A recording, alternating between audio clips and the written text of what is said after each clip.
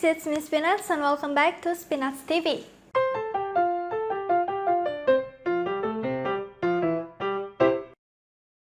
Beberapa minggu yang lalu aku di-tag sama Kak Aya dari channelnya Kanaya Sofia untuk bikin Finally Fall Book Tag ini. Nah, sebelum aku lanjut ke pertanyaan pertama, kalau misalkan kalian suka genre buku yang kayak horror, dark theme, psychology thriller, pokoknya yang kayak gelap gitu ya, kalian bisa cek ke channelnya Kak Aya karena beliau suka banget genre-genre tersebut dan biasanya rekomendasinya selalu bagus-bagus banget.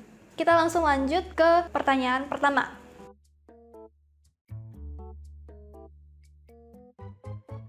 Untuk pertanyaan pertama, aku langsung kepikiran sama satu pengarang yaitu Lucy Maud Montgomery, pengarang Anne of Green Gables. Anne of Green Gables seharusnya ini terkenal banget dan aku rasa kalian sudah tahu gitu ya. Untuk penjelasan situasi, keadaan, cuaca, bahkan suara itu selalu dituliskan secara detail sehingga kita kayak merasa ada di situ gitu loh. Aku sendiri juga suka banget sama Anne of Green Gables. Ini tuh bercerita tentang Anne, dia ini anak yatim piatu yang diadopsi oleh Marilla sama Matthew yang sebenarnya ingin adopsi anak laki-laki biar bisa membantu pekerjaan lahan gitu kan. Kalau anak perempuan kan nggak bisa.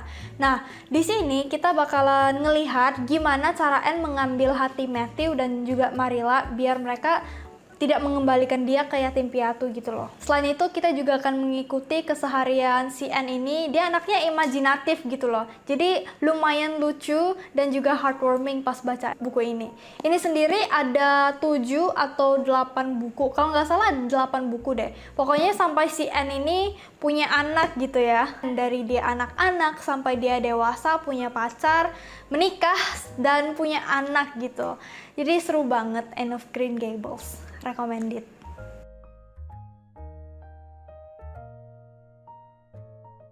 Sebenarnya nomor 2, aku sama sekali nggak kepikiran buku apa gitu. Jadi pas aku browse bookshelf aku melihat ada buku ini, Sea Prayer by Khaled Hosseini. Dia ini pengarang yang sama dengan The Kite Runner, tapi aku sendiri belum baca The Kite Runner, walaupun banyak yang bilang kalau Kite Runner itu bagus banget ya. Anyway, buku ini tuh tipis banget. Sepertinya sih buku semacam puisi gitu ya. Dia tuh singkat banget, paling cuma 20 halaman. Di sini nggak tulis berapa gitu ya. Tapi meskipun singkat gitu ya, tapi menyentuh hati banget dan tulisannya memang bagus. Punya aku ini yang terjemahan bahasa Indonesia ya. Jadi buku ini tuh didedikasikan untuk para pengungsi, memberi penghormatan kepada mereka yang harus mengungsi, terusir dari rumah mereka gara-gara perang. Jadi ya, meskipun sangat singkat dan bahkan kalian bisa lihat ya, satu halamannya itu satu kalimat doang, tapi ini menyentuh hati banget dan penulisannya memang bagus ya. Cobain deh, aku suka banget sama buku ini meskipun sangat singkat. Bikin aku emosional banget.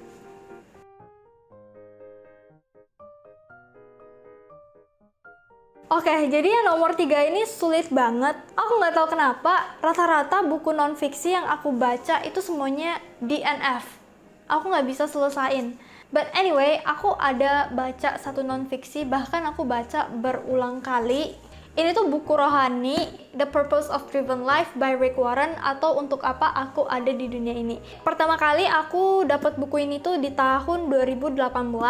Hadiah ulang tahun dari temen aku. Thank you Ida. Dan buku ini menurut aku bagus banget karena aku udah baca 3 kali gitu kan. Kadang-kadang kalau kayak aku ngerasa lagi down banget dan butuh dorongan gitu ya, aku bakalan pick up buku ini. Buku ini tuh nggak bisa diselesaikan dalam 1 kali duduk, soalnya dia itu kayak ada pembagian hari.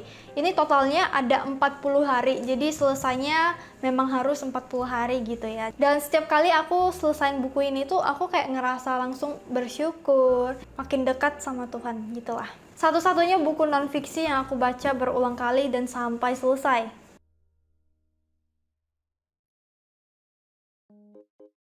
Oke, Family Household Friend Group gitu ya.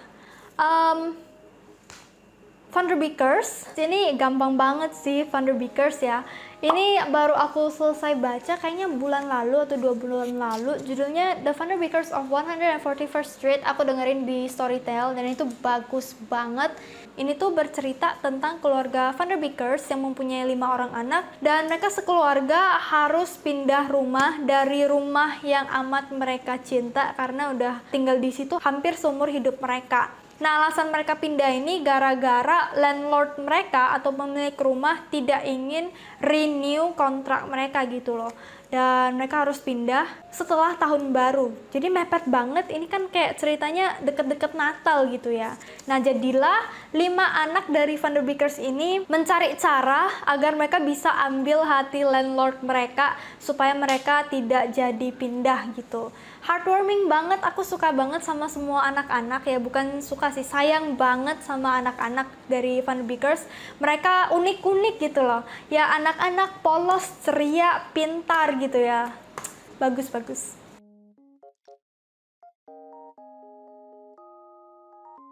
Oke, nomor 5, Pile of Fall Colored Spines. Oke, ini jadinya kayak random banget ya, sepanjang tema-tema autumn gitu.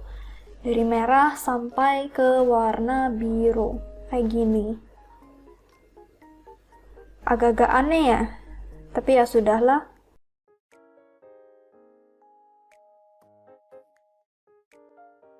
Oke, jadi di dalam bukunya itu kayak ada karakter yang telling story gitu ya. Ada 2 buku untuk yang nomor 6 yang bisa aku rekomen ke kalian. Yang pertama adalah The Story Girl by Lucy Maud Montgomery, pengarang yang sama dengan Anne of Green Gables. Dia ini bercerita tentang karakter utama kita yang menghabiskan musim panasnya di hometown papanya dulu. Dan di situ dia bakalan ketemu sama sepupu-sepupu dan juga anak tetangga. Nah, salah satu anak tetangga ini adalah seorang anak perempuan yang pintar banget mendongeng. Jadi setiap bab ini sebenarnya tuh kayak cerita tentang dongeng yang diceritakan sama si anak perempuan ini gitu loh. Dan kisah-kisahnya ini seru banget, meskipun aku harus bilang cukup lama aku tamatin buku ini karena ya kayak short stories gitu kan. Jadinya setelah selesai ya udah kelar gitu. Kita mau lanjut ke yang next ya harus membuka lembaran baru. Jadinya ya agak-agak susah juga aku tamatinnya gitu ya. Karena ini lumayan tebal menurut aku. 368. Kalau nggak salah ini duologi. Aku ada satu lagi bukunya tapi belum aku lanjut. Oke, Story Girl by Lucy Maud Montgomery. Seru sih cerita-ceritanya. Dia bukan dongeng sih, lebih ke kejadian nyata gitu ya, yang terjadi sama tetangga mereka atau orang lain, terus nanti bakalan diceritain lagi sama si anak perempuan ini gitu loh. Dan hebat banget, penulisannya seperti biasa super detail. Next aku bisa rekomendasikan The Seven Husbands of Evelyn Hugo. Wow, ini tuh buku yang aku selesaiin tahun ini atau tahun lalu ya, aku lupa loh, kayaknya tahun lalu atau enggak tahun ini. Bercerita tentang seorang jurnalis tiba-tiba dapet job gitu untuk wawancara seorang artis Hollywood yang super duper terkenal banget. Kenapa sih Monique sih yang harus wawancara dia, padahal ada orang lain yang lebih jago gitu. Si artis papan atas ini atau yang namanya Evelyn Hugo bakalan nyeritain ke si Monique, si sang jurnalis, tentang gimana cara dia bisa jadi artis terkenal dari awal sampai akhir, dan juga gimana ceritanya dia bisa menikah dengan mantan-mantan suaminya, yaitu ada 7. Keren dan bagus juga buku ini. Aku kayak baca judulnya 7 suami, kok bisa? Susah banget gak sih nulis karakter yang bisa punya 7 suami gitu loh. Tapi Taylor Jenkins Reid itu penulisannya benar-benar bagus banget. Cara dia build karakter, cara milih kata-kata untuk kalimat itu bagus banget, sampai-sampai kayak kita bisa percaya kalau si Evelyn Hugo ini nyata gitu. Super recommended.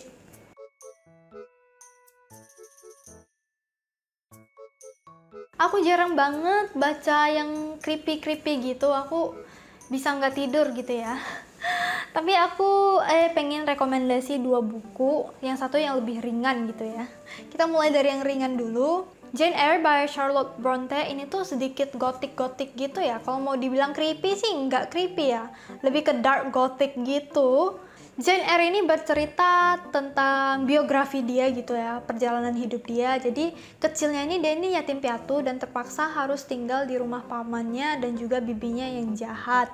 Nah, setelah dia keluar dari rumah bibinya karena dia dikirimkan untuk sekolah gitu ya, di sebuah sekolah dia bakalan ketemu dengan sahabat baru dia. Kemudian nanti setelah cukup umur dewasa, dia menjadi seorang pengajar di sebuah rumah orang kaya, seorang tuan tanah yang misterius, barbar. Nah, di rumah orang kaya ini ada beberapa kejadian yang bikin aku penasaran dan juga agak ngeri gitu loh, ngebayangin kalau misalkan aku di posisi dia. Ya, kalian bayangin kalau misalkan kalian tidur, tiba-tiba ada seorang cewek masuk gitu ya, pakai baju kalian, terus dia koyak gitu. Kalian takut nggak? Kalau aku sih takut banget deh ya. Dan itu yang terjadi di buku ini. Salah satu scene-nya yang bikin aku kayak ngerasa, wow, ini ngeri juga rupanya ya. So yeah, that's Jane Eyre. Berikutnya ada ini Penance by Minato Kanae. Ini tuh psychology thriller ya teman-teman. Tapi pas aku baca buku ini tuh aku sampai enek dan gak bisa tidur gitu loh.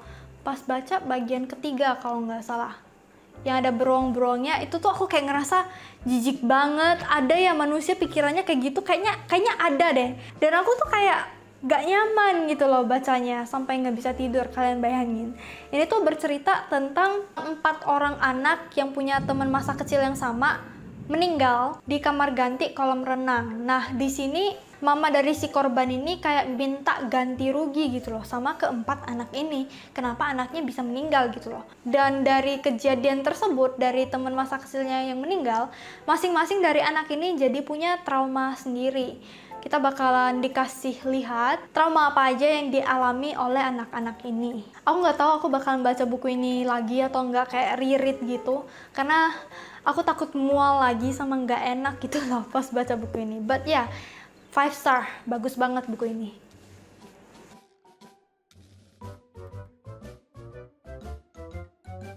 Charlotte's Web by E.B. White ini memang lumayan tipis ya, 184 halaman.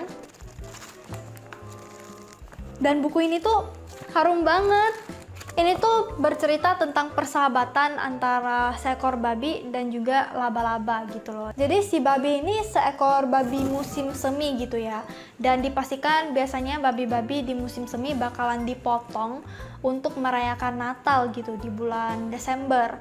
Nah, kita bakalan ngelihat gimana cara si laba-laba ini menyelamatkan si babi dari malapetaka tersebut. Ya pinter banget sih dan juga lucu banget, heartwarming menurut aku Charlotte's Web. Dan aku jamin kalian bakalan ngerasa lucu dengan tingkah babi yang sangat polos gitu loh. Dan kita juga bakalan sayang banget si laba-laba yang sabar banget ngadepin si babi ini.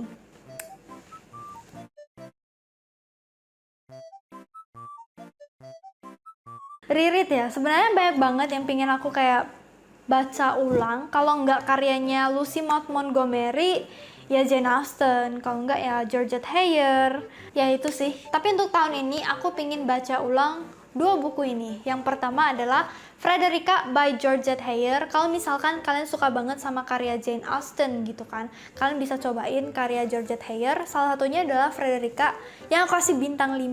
Ini tuh bagus banget teman-teman. Frederica ini bercerita tentang Frederica ini seorang kakak sulung gitu ya, di antara 4 atau 5 saudara, aku lupa. Nah, dia ini ingin mencari pasangan hidup untuk adik perempuannya, si Charis. Dan si Charis ini anaknya super duper cantik dan manis banget.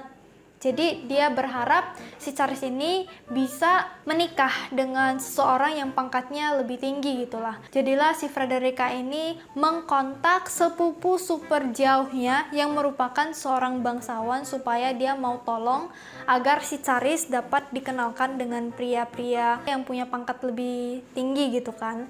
Anehnya si sepupu jauh ini yang bahkan baru kenal gitu loh sama mereka gitu, mau aja gitu bantuin mereka, padahal dia sendiri baru aja nolak permintaan yang sama dari kakak kandungnya sendiri.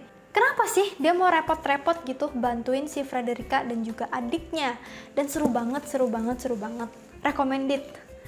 Oke, terus yang kedua ini adalah Emily of New Moon by Lucy Maud Montgomery. Kayaknya video ini tuh didedikasikan untuk beliau gitu.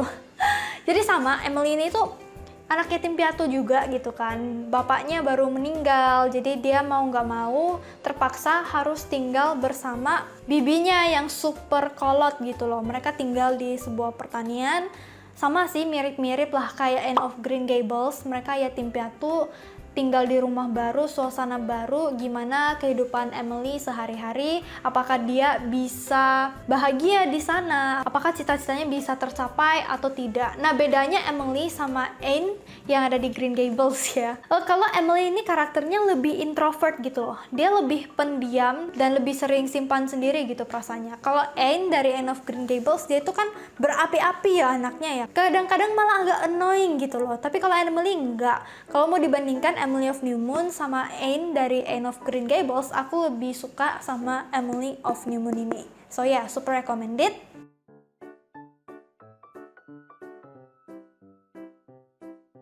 Nah, kalau aksesoris ada notebook, sticky notes, sama pena ya.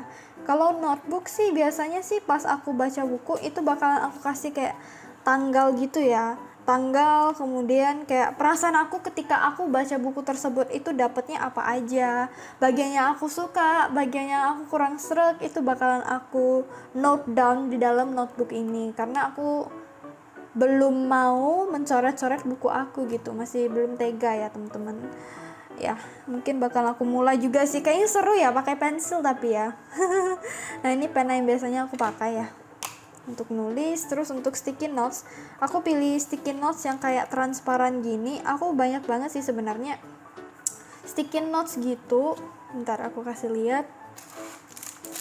Nah, aku banyak banget sticky notes. Ini kayak warna-warna fall juga nggak sih? Dikit mirip ya. Itu udah habis satu gitu kan. Gini koleksinya, tapi yang paling favorit itu ya yang transparan, karena pas kita tandain buku dia itu bisa kebaca gitu ya, gitu teman-teman. Oh ya, satu lagi hampir kelupaan ya, paling pembatas buku lah ya. Aku juga ada berbagai macam kayak pembatas buku. Yang ini tuh aku print sendiri teman-teman, gitulah. Untuk aksesoris sih aku ada bikin video khusus, mungkin ada yang belum pernah nonton ya, boleh dicek video yang itu untuk showcase sticky notes dan juga pembatas buku yang cakep. Oke? Oh wow, jadi ada banyak banget buku-buku yang muncul di video ini teman-teman. Akhirnya selesai juga fall book tag ini. Terima kasih Kak Aya karena udah tag aku gitu ya. I had a lot of fun filming this video. Untuk book tag ini aku nggak bakalan tag siapa-siapa secara khusus gitu ya. Tapi aku pengen nge-tag kalian semua yang nonton video ini, yang ingin juga sharing. Siapa tahu kita bisa saling merekomendasi buku apa yang cocok untuk dibaca di musim yang adem dingin gini. Ya, silakan dibuat videonya, atau kalian juga boleh komen di bawah apa aja rekomendasinya.